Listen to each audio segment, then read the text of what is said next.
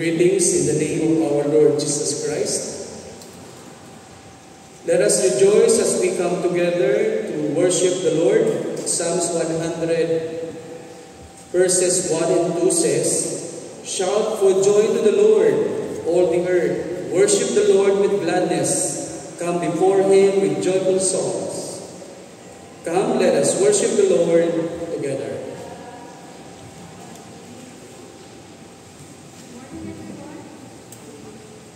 Good morning, everyone. Let's all stand up. Let's just take this time to lift our voices. Okay?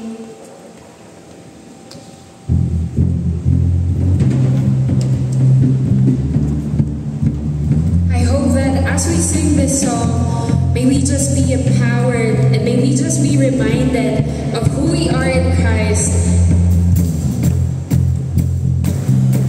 Come on, let's all clap our hands like this.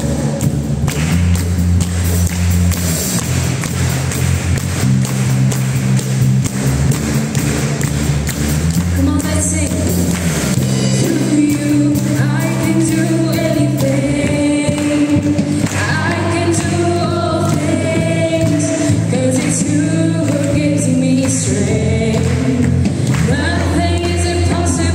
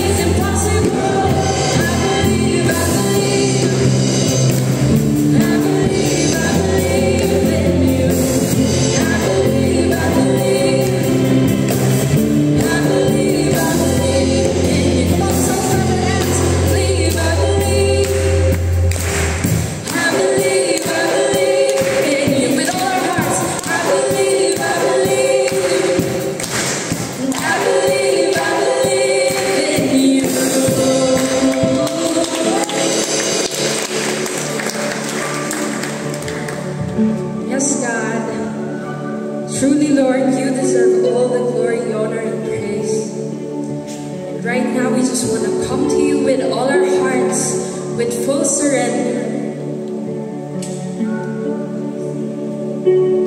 Lord, may we just be in awe of you, Father God. Will you meet us, oh God, in this place? Lord, we believe that where the Spirit of the Lord is, there is freedom. And you want us, oh God, to experience that freedom as we have that great encounter with you, oh God.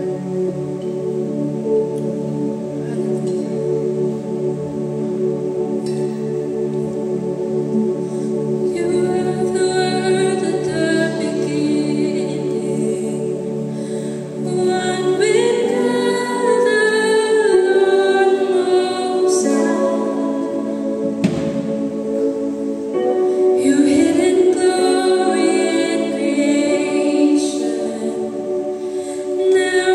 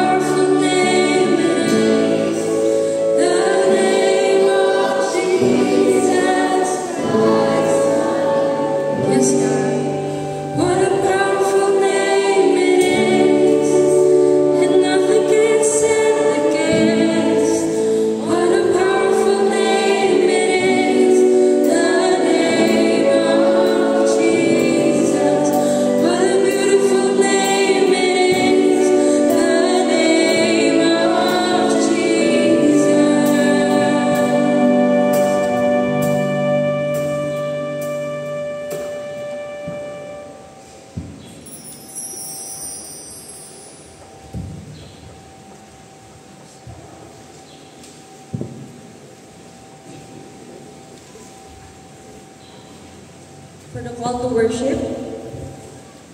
Blessed are those whose transgressions are forgiven, whose sins are covered. We gather today in gratitude for the mercy you have received. Blessed is the one whose sin the Lord does not count against them, and in whose spirit is no deceit. We come before our God, ready to confess our struggles and to seek His grace. When we kept silent, our bones wasted away, and our guilt weighed heavily upon us. But when we acknowledge our sin to the Lord, He heard our cry and lifted our burden. Rejoice in the Lord and be glad. You righteous, sing. All you are upright in the heart. We lift our voices in praise, for God's love reaches us in our brokenness. Let us worship with thankful hearts, embracing the grace that frees us and the forgiveness that renews us. Amen.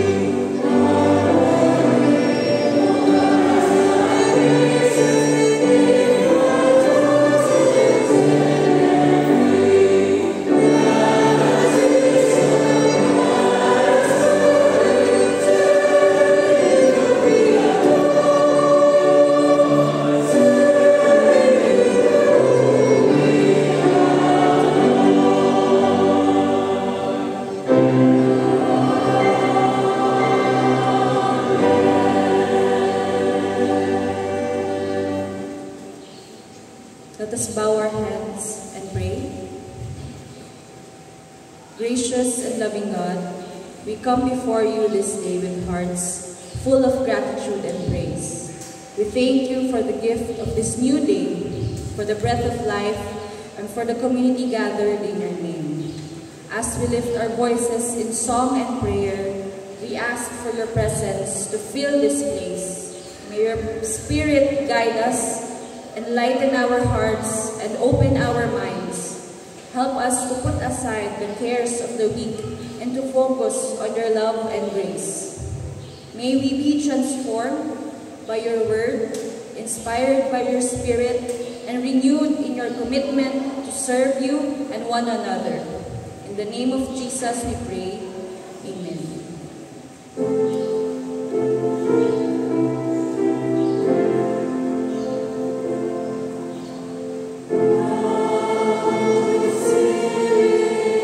I need you.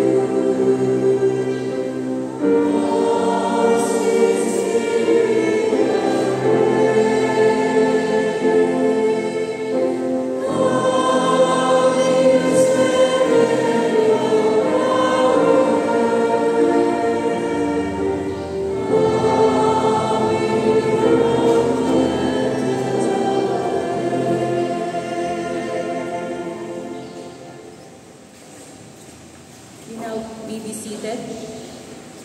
Beloved in Christ, we are called to live in the light of God's love, but we often find ourselves wandering away and stumbling in the darkness. In humility, let us come before our God, acknowledging our shortcomings and seeking His forgiveness. As we prepare our hearts for confession, let us remember the promise of Scripture. If we confess our sins, He is faithful and just to forgive us our sins and to cleanse us from all unrighteousness. Let us now take a moment in silence to examine our hearts and confess our sins before God.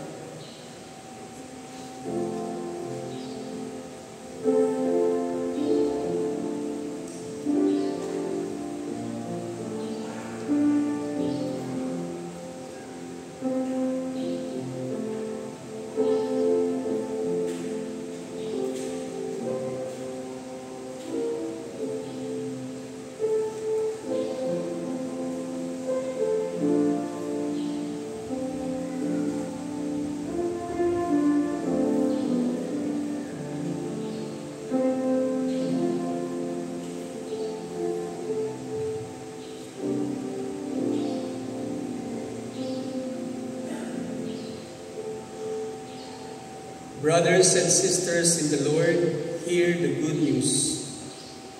The Scripture assures us that if we confess our sins, God is faithful and just to forgive us and to cleanse us from all unrighteousness. In Jesus Christ, we are forgiven. Our sins are washed away and we are made new. With grateful hearts, let us rejoice in God's mercy and grace, knowing that we are fully restored in His love. As we have received the assurance of God's grace and forgiveness, let us now take a moment to share that peace and grace with one another. Let us turn to our neighbors and offer the peace of Christ by saying, "May the peace of Christ be with you." Let us now pass the peace of Christ to one another as we sing our fellowship song. Thank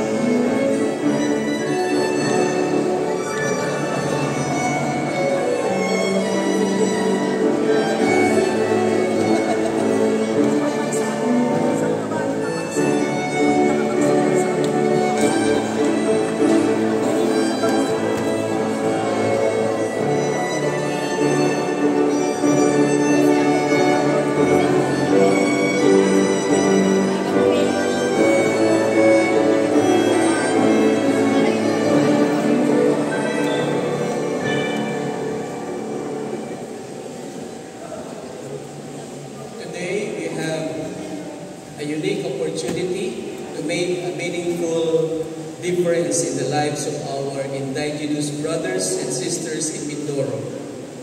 This offering, or this special offering, is dedicated to supporting their communities and preserving the rich cultural heritage.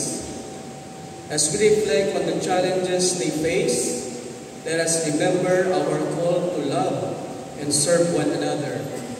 Our contribution will help provide essential resources, education, and support for sustainable development initiatives that honor their way of life and empower their voices. I invite you to give generously from your heart. The amount you share will help create pathways of hope and dignity for the indigenous people of Mindoro. Let us come together in love and compassion, making a difference in the lives of those who live in those. Thank you for your generosity and commitment to justice and compassion.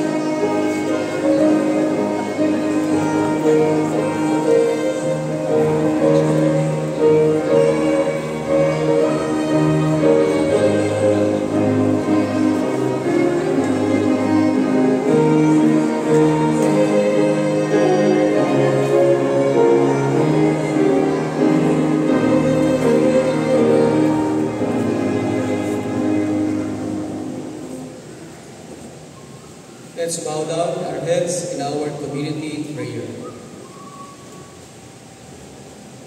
Gracious and loving God, we come before you today with hearts full of gratitude and humility. We thank you for the gift of life, for the beauty of creation, and for the fellowship we share in this community. As we gather in your presence, we lift our voices in prayer for ourselves, our families, and the world around us. We ask that you guide us in all we do. Grant us wisdom to make decisions that reflect your will. Help us to seek your truth in every situation and to follow the path you have laid before us. May we find strength in your word and comfort in your presence. Heavenly Father, we pray for those who are in need, those who are sick, grieving, or struggling in any way. Surround them with your love and healing. May they feel your comforting embrace and find peace in their trials. We also pray for those who care for them, healthcare workers, family members, and friends. Give them strength and compassion as they serve others. We lift up our community, asking for unity and understanding. Help us to see one another through your eyes, embracing our differences and celebrating our shared humanity. May our interactions be filled with kindness and love, reflecting your heart to those around us. We come before you today to lift up MS Angel Escalera as she prepares to embark on her clinical pastoral education and internship. We thank you for the spiritual journey she has traveled thus far and for the impact that she has made during her time with us here at Church Among the Palms. We are grateful for her dedication, compassion, and the love she has shared with this community. As she steps into this new chapter, we ask you to grant her courage, Strengthen her spirit as she faces the challenges ahead, and embolden her to embrace each opportunity for growth and learning. Fill her with your wisdom and understanding, so that she may be a source of comfort and guidance to those she encounters.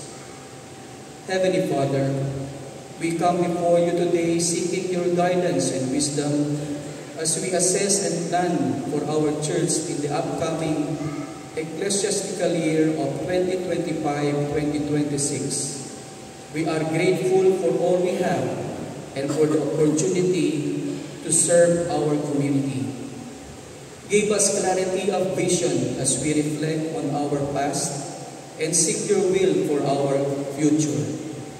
Grant us the wisdom to envision the path that aligns with your purpose, inspiring us to build your kingdom and support those in need. As we look out into the world, we are reminded of the many challenges that confront us.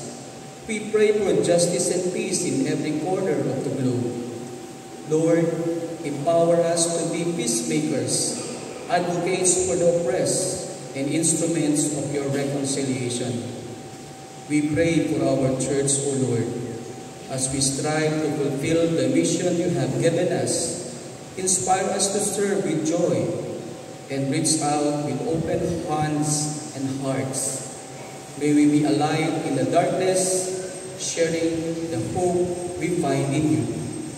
We offer these prayers in the name of your Son, Jesus Christ. Amen.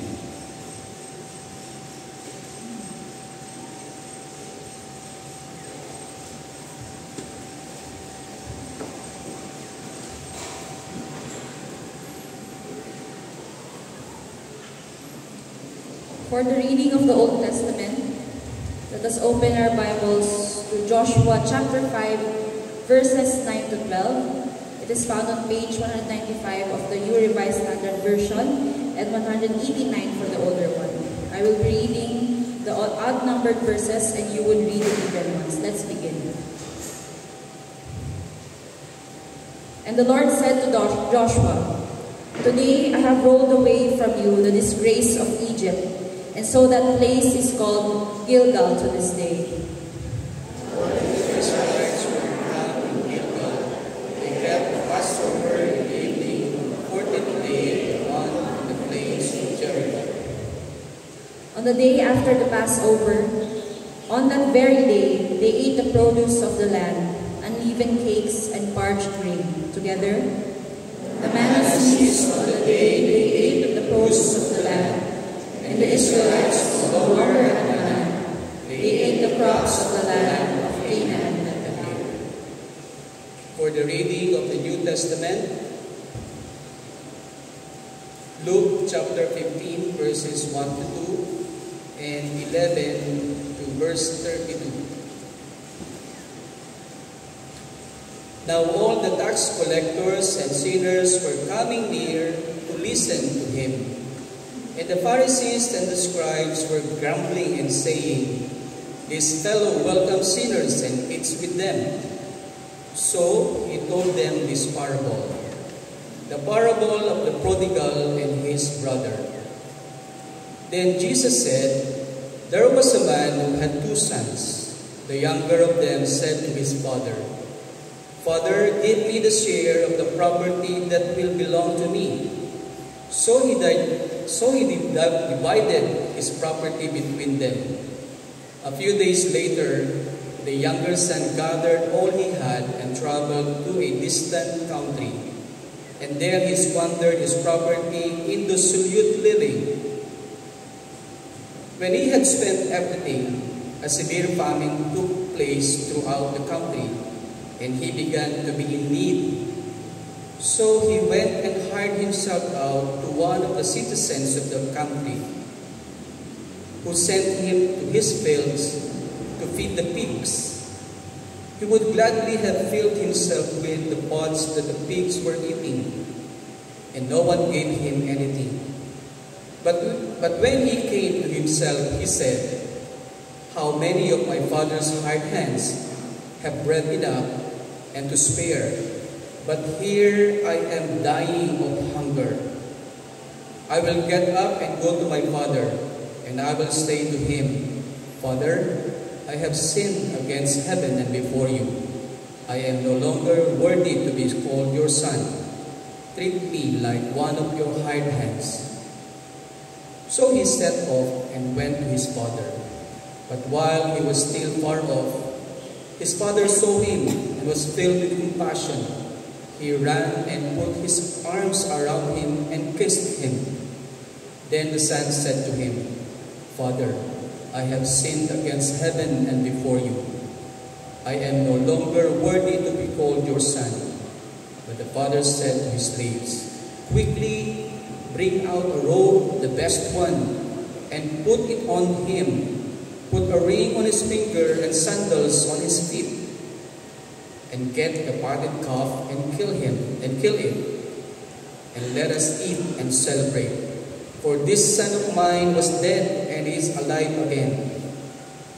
He was lost and is found. And they began to celebrate. Now his elder son was in the field. When he came and approached the house, he heard music and dancing. He called one of the slaves and asked what was going on.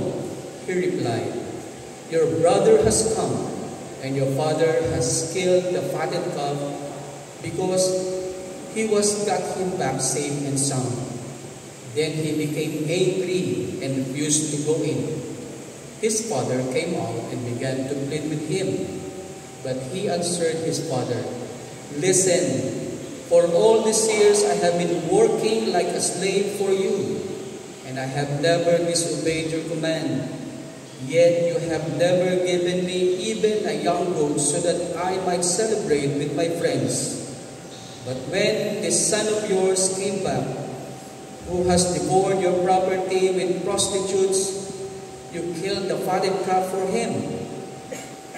Then the father said to him, Son, you are always with me, and all that is mine is yours.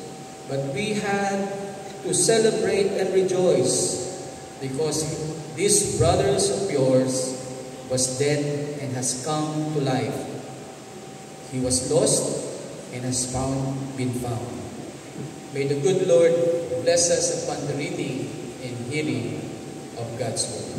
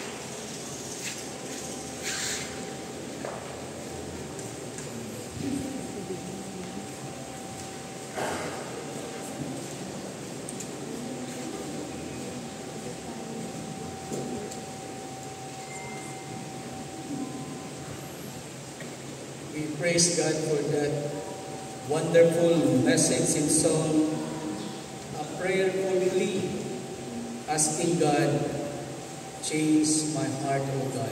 And this is also our prayer every day. Lord, change our heart. Today is Koinonia Sunday, and we are all honored today because our speaker for today is a loving husband, a caring father, and an advocate of environment. Let's welcome Brother Leandro Buendia.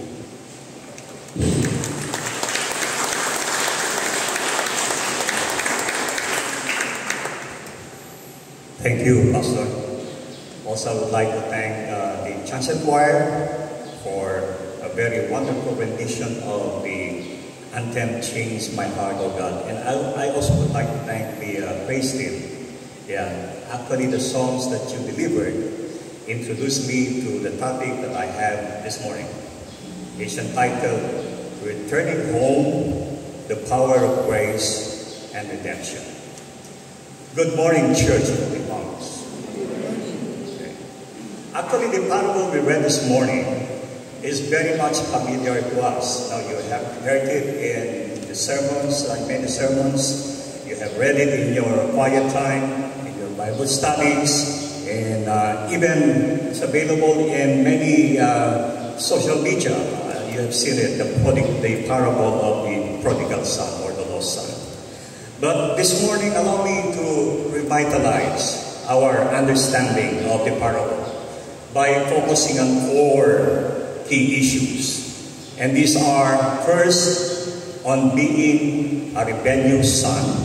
Second, about the turning point. And third, the father's welcome and grace. And the fourth, about the older brother's response. Let me meditate on the first one, on being a rebellious son. Verses 11 to 16 describe the character of a rebellious son. The younger son demanded for his inheritance, squandered his wealth in wild living, and took control of life away from the control or influence of the father. I think the younger son's decision to leave his father represents humanity's tendency to stray from God in search of self-fulfillment. The son demands for his inheritance symbolizes our desire to control our lives without regard to God. We wanted to be independent and liberated. Sometimes in some decisions that we make, we tend to rely on our own insight, as in the prayer that you have to trust in God and do not recognize the power of God. We are carried away by our worldly pursuit over our relationship with God. So much so today, the influence of technology, digital information, and social media are great that tend to empower us to become more independent in the way we think, in the way we deal with other people, in the way we relate with our family, with our friends and other people. The consequences of the younger son's decision to ask for his wealth actually reminded me of the case I had when I was young. When I was in college, it has been my obligation and my promise to my parents that I have to go home monthly to ask for my allowance. So I need to be home to ask for my allowance. In the process, I was able to update my parents about my studies, about my life, even my love life. I've been very open to my parents. And I would say I had great times with my parent, with my relationship with them as a child. Then came the automated teller machine, ATM. I can imagine how this affected the young generations. And it's now common nowadays. The student nowadays, when asking for allowances, they do not see their parents anymore. Actually, not anymore. The ATM serves the purpose, but the parent-children relationship suffered. Intimacy, personal interaction, they're gone. There is no engagement anymore. It was disconnected. And for some children, the consequences have not been good. The result is wastefulness, emptiness, drug addiction, love for alcohol, and desperation apart from the family and parents. So recalling the Old Testament, the Old and the New Testament verses that we read this morning, we can compare some differences in the relationship with the Father. In the case of the Israelites and in the case of the younger son in the parable. The Israelite in the Old Testament, in their struggle while traveling from Egypt to the Promised Land, they did not disconnect to the Father. Instead, they clung to the Father. And in so doing, in return, they were fully provided by God. The manna, the produce that the land can produce, they are provided to the Israelites. On the other hand, for the younger son, it's totally disconnected. There was no contact. There was no way that the father can reach the son to extend support. So that's a big difference. So what lessons can we learn from this part of the parable? Let us reflect on the moment that we had in our wandering, in our life, in being rebellious to God while searching for our self-fulfillment, in pursuit of our material success or pleasures. Are there moments in our life when we ask so much from God? Are there times when we doubt the power of God in our life? That He is not the answer to all our needs? That we can live without Him or away from Him? That we don't need His guidance and provision? Because we can live independently without Him. In times like this, let us be reminded that what the Lord says in Jeremiah 29:11, and I believe is a favorite of many people here. For I know the plans I have for you, plans to prosper you and not to harm you, plans to give you hope and a future and life. So moving away from the Father, disconnecting ourselves, living independently, it's not good. We need Him, and He knows what is good for us. Moving on to the next issue, the turning point. Verses 17 to 20 describe the turning point for the younger son. The son came to his senses after reaching the lowest point of his life. He recognized his brokenness and the need for his father's grace, and he decided to return to his father's house. I think what the verses emphasized was the younger son's sense of humility. His recognition of the weaknesses in the decisions that he made, his failures in life, and the need for his father's grace. He was in the mood of full repentance. Let us examine ourselves. Are there areas in our life where we need to return to God in repentance? Are we able to humble ourselves to God before the Lord? Ask for forgiveness for our sins. Do we find it hard to come into our senses and break away from the old harmful habits that we have? In moments or cases like this, we should remember that being humble is a beautiful reflection of the heart of God in our lives. As we explore the scriptures, we see that humility is not merely a trait, but a way of life that impacts every area of our lives, our relationship, our career, our service to others, our walk with God. So it is through humility that we can approach others with love and understanding, restore broken relationships, and honor the significance of forgiveness. Let us be guided by Proverbs 22:4, which states that humility is the fear of the Lord. Its wages are riches and honor and life. Moving on to the third issue, the Father's welcome and grace. Verses 20 to 24 describe the Father's reaction to the lost son. There was a lavish display of grace and love and restoration. Instead of judgment, he offered a warm welcome, a robe, a ring, and a feast, mirroring God's boundless grace toward us when we repent and return. Let us try to examine ourselves. We know how difficult it is to forgive someone, particularly if wound is created in our life so deep to make amends. And it reminds me of the saying, the first one is the deepest. That's what the saying says.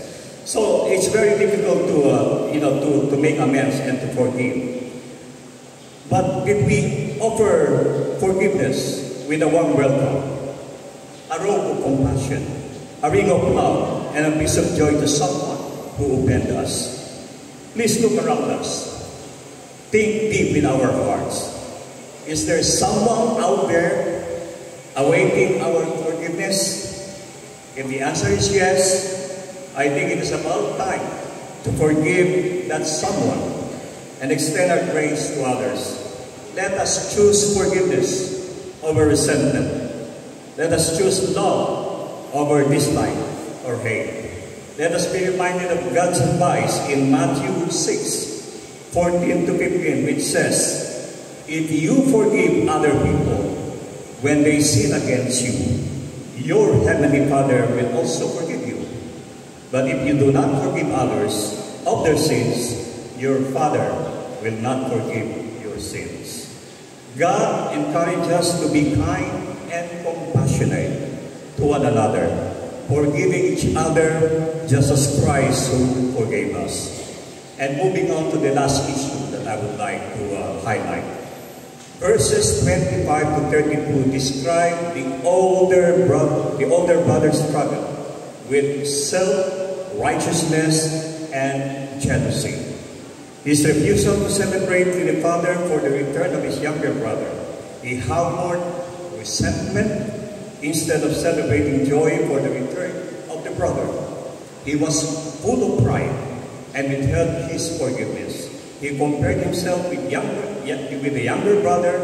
He thought that the father was unfair in the treatment of him. He claimed that he deserved better treatment than his brother since he stayed and served him all throughout his life. Let us examine ourselves.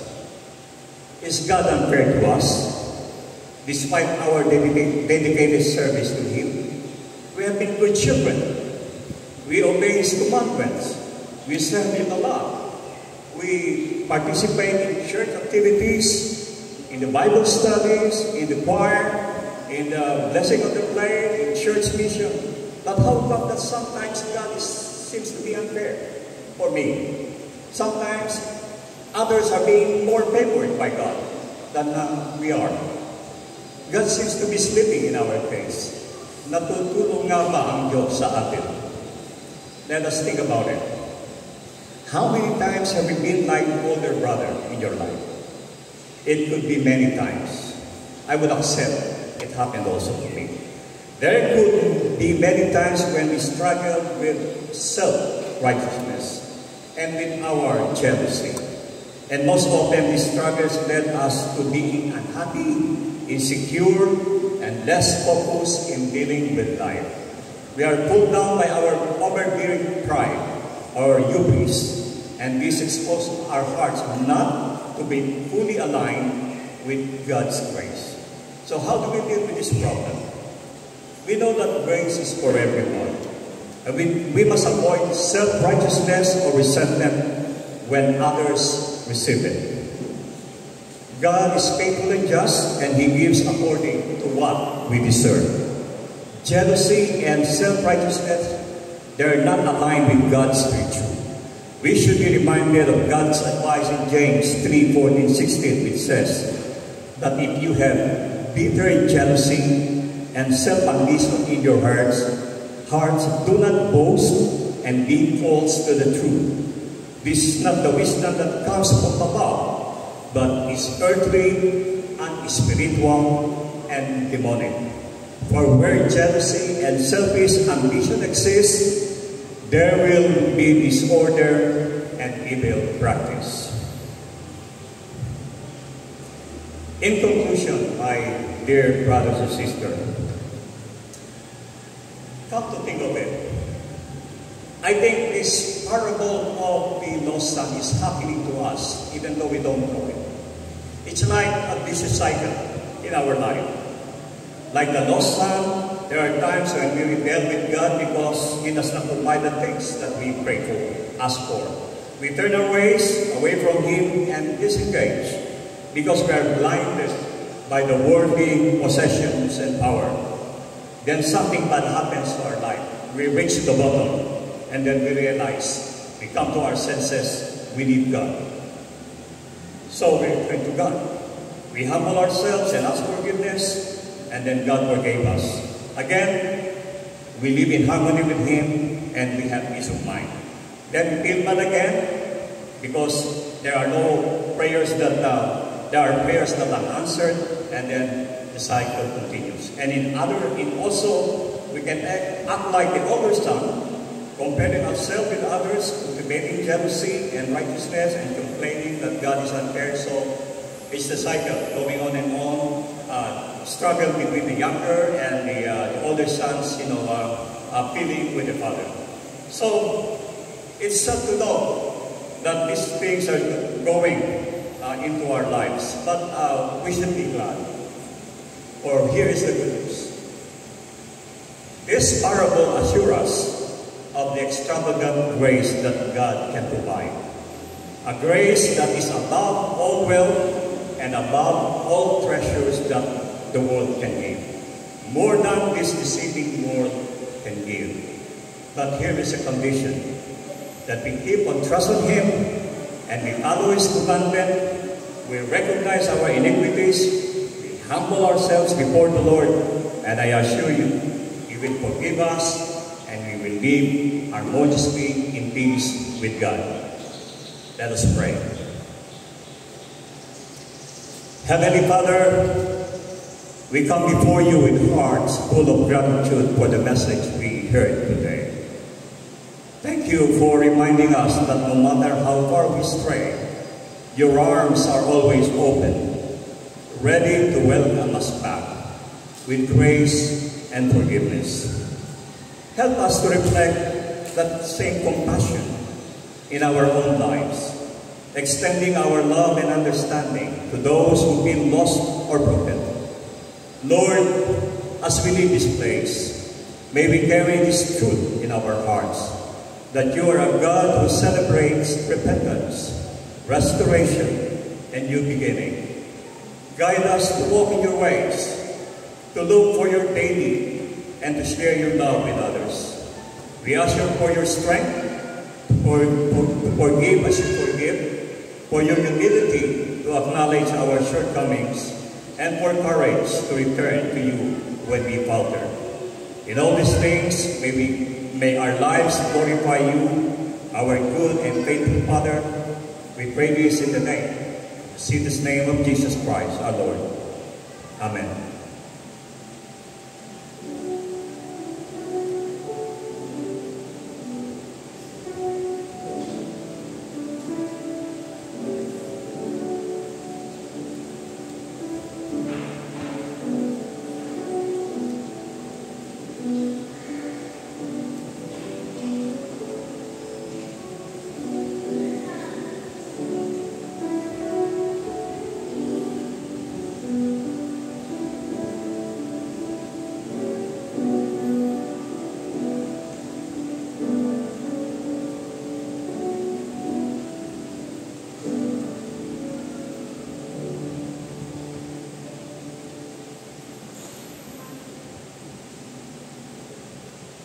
As we gather in the presence of the Lord, let us remember that all we have comes from God's generous hands.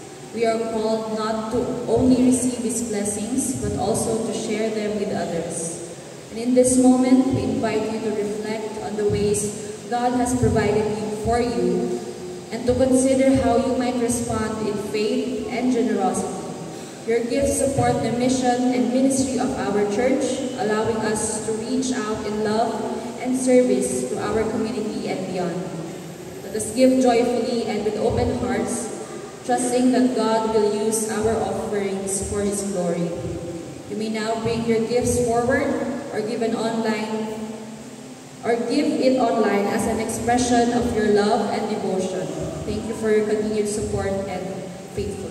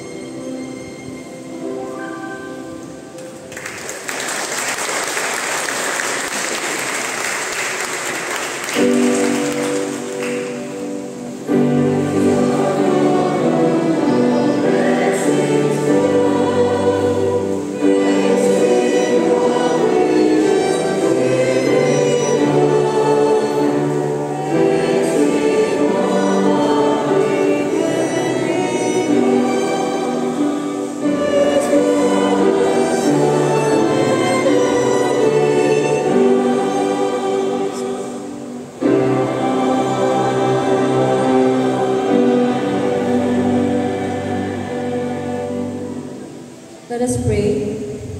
Heavenly Father, like the prodigal son, we recognize that all we have comes from you. Even when we have strayed, you have become faithful. You welcome us with open arms, showering us with love, grace, and provision beyond what we deserve. Today, we come before you not with leftovers, but with hearts full of gratitude, returning a portion of the blessings you have entrusted to us. Bless these tithes and offerings, Lord, that they may be used for your glory, to bring the lost home, to restore the broken, and to extend the embrace of your love to those in need.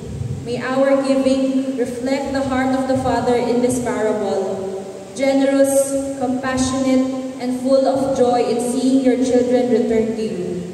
Help us, O God, to be faithful stewards, not clinging to what is temporary, but investing in what is eternal. Let this act of giving be an expression of our trust in you, knowing that you provide us not just for our needs, but for the flourishing of your kingdom. We offer this in the name of Jesus, our Redeemer, who calls us home to the Father's love. Amen.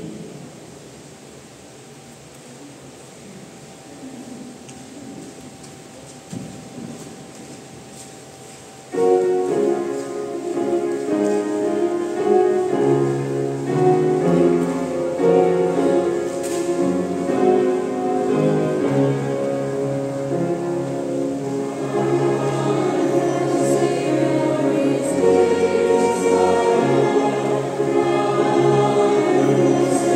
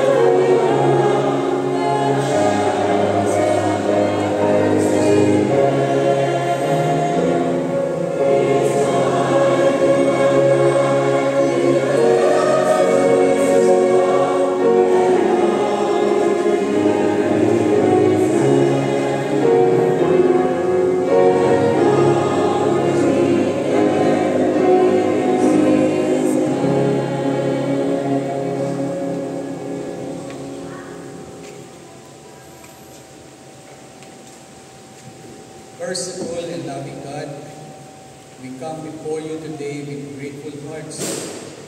Recognize your grace and love in our lives. As we stand in your presence, O Lord, we commit ourselves to you anew. Help us to walk in your ways, to seek your will, and to live out the purpose you have for us. May our actions reflect your love, and may our words inspire those around us. Guide us as we face the challenges ahead, giving us wisdom and strength. Fill us with your Holy Spirit so that we may be instruments of peace, hope, and joy in our communities. Lord, we lift up all our prayers, our thanksgiving, our petition. And we pray, O God, that you will provide for the needs of our families, our church, and our community. As we commit our lives to you, we ask for your blessing upon our endeavors. And may everything we do bring glory to your name. In Jesus' name we pray. And now, O Lord, grant us now your blessing. May the grace of our Lord Jesus Christ, the love of God the Father, and the fellowship of the Holy Spirit be with you all now and forever. As you go forth into the world, may you carry with you the light of Christ, spreading hope and love to all you encounter. Go in peace, and may your hearts be filled with joy as you fulfill the calling placed upon your life. Amen.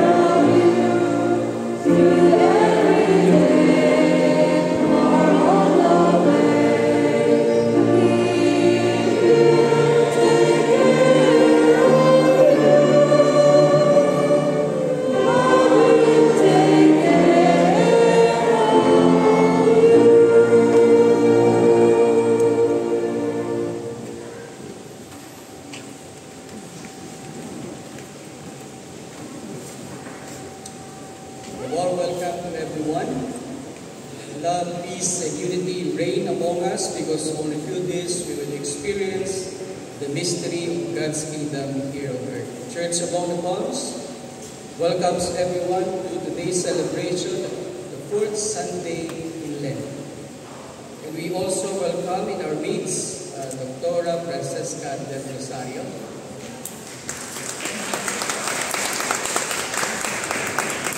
She is a Balikap Praise Team member.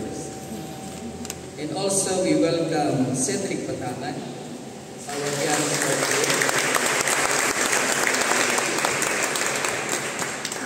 We also extend our gratefulness to all our worship participants for today, Koinonia Sunday, our liturgist, Aliyah Iliares, our speaker for today, Kuya Andrew, and to all our Cup and Sang, Cup Chants and Choir, our praise team for today. Thank you for your effort for ushering us to worship the Lord. For our updates of our giving last Sunday, we have here the report. We praise God for your prayers and for your support for the ministry of the Lord through this Church Among the Palms. And for next Sunday, 5th Sunday of Lent, our liturgist will be Sister Maria Cristina Padulina. And for the first Sunday of month of March, April, on the second Sunday of April, our liturgist will be Sister Jeneline Javier. For our activities, today is going to be a Sunday, and everyone is invited to attend our fellowship after the worship. And the church will be serving lunch to all. So, join po tayong lahat.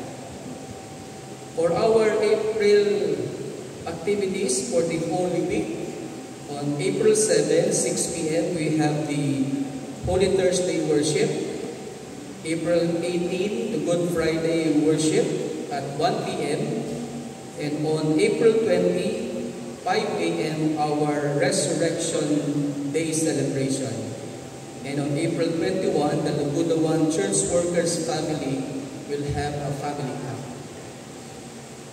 For our activities, we are inviting everyone to join our Sunday school every Sunday, 8:30 after the 7:30 worship. And our worship, the 9:45, or the English worship starts at 9:45. And our Tagalog worship, 7:30, every second to the last Sunday of the month. We have here the Boab Ministry, the two Boab Ministries we have this month of March. And we are inviting all to participate in our online midweek prayer meeting. We are now inviting everyone to join the on-site midweek prayer meeting every second and third Wednesday of the month, 6 p.m. at the Old Sanctuary. So we are now inviting everyone to join the on-site midweek prayer meeting. And also our Sunday school online, facilitated by Elder Vicky and Sister Lena. Our Erie Ladies Bible Study, Bispak Group, every Friday at BGC. And also the Bible study conducted at our mission, Day Mission Outreach, Monday at 6 p.m. The worship service at Bae at 3 p.m. And also the Sunday school of the young people and for the adult. And we have here the new members of Bae Mission Outreach. We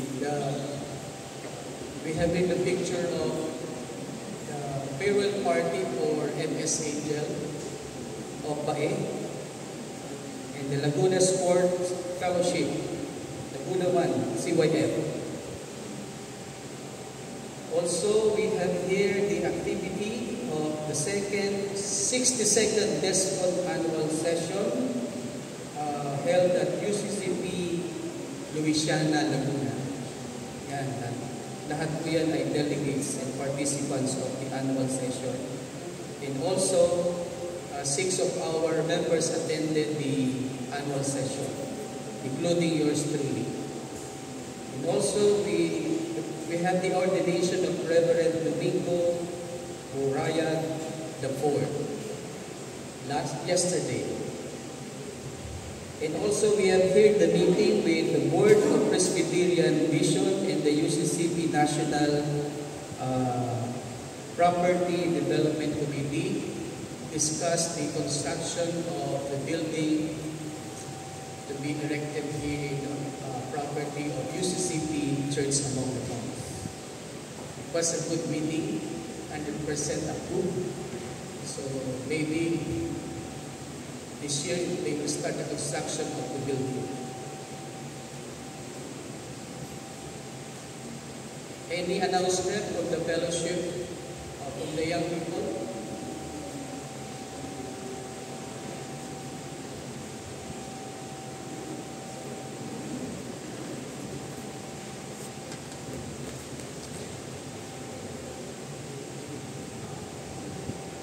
Hello, Church. Good morning po. We are requiring all CYFs po na tumaten mamaya po General Assembly after po kay Nania Sunday. So, we are encouraging po all our CYFs na mag-join po dito kasi po makikita po namin yung leadership skills po and enhancing po the leadership skills of our CYFs. Thank you po. Membership and Fellowship Committee announcement. As we conclude our time together, let us remember that our journey does not end here. We are called to take the love, hope, and message of Christ into the world around us. Go with courage and conviction, knowing that you are empowered by the Holy Spirit.